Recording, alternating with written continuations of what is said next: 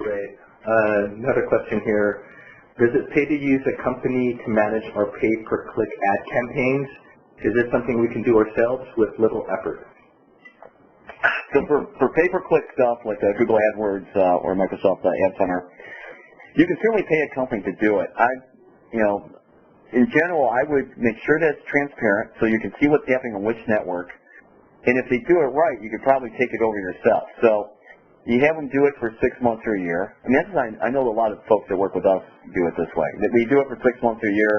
They learn how it works. They see what's going on, and then they take it over because they realize they're sort of in steady state, and they don't need to make large adjustments.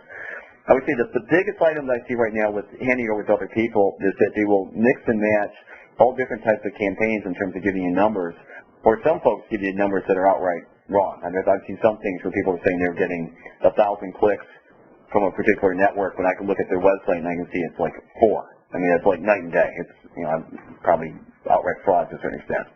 So I think the key thing to it, though, is if you go with someone, no matter who it is, even some college kid or something, make sure you have access to those panels and that they're in your name for Google AdWords and for Microsoft, and then give them some administrative privileges, but make sure that it's in your account that you own it and it's all connected with you. If you do that, you'll be in pretty good shape. And then you can learn how it works, and if you want to take it over, you can. If you don't, you can let them keep running it. If you just try to run it yourself starting out the gate, you might blow through your budget right away. So just watch out.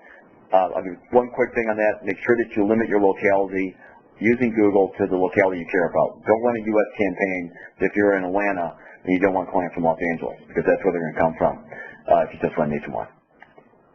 Great. Another question here. Google added screenshots to their searches. In your opinion, do you think this is going to affect what people will click through? I don't think it's going to have real impact either way. So you might want to make sure that you have a nice graphic on your homepage, because that one might show up a few more times in the results, so it looks pretty.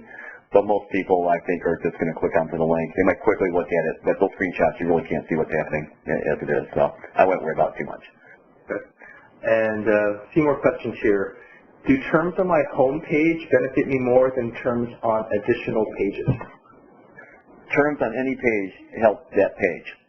So what I would say probably for your homepage, though, is pick the most competitive terms you're competing with and focus there.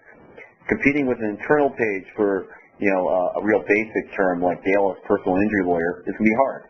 It's easier to do on your homepage because your homepage will tend to be stronger. But it doesn't mean you couldn't have Dallas Bodax, an attorney, on an internal page where it's a little bit less competitive and you're also using an internal page for it. So pick and choose your terms based on the strength of the page, but as far as the terms themselves go, each page is treated somewhat the same. Great. We're basically at the end of the webinar.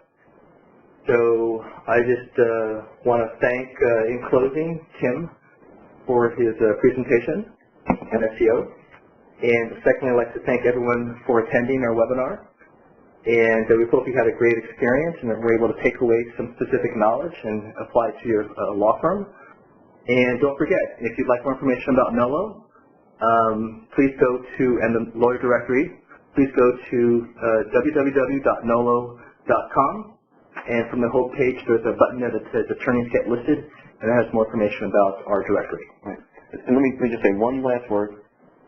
Focus on the keywords and the content that you're going to write.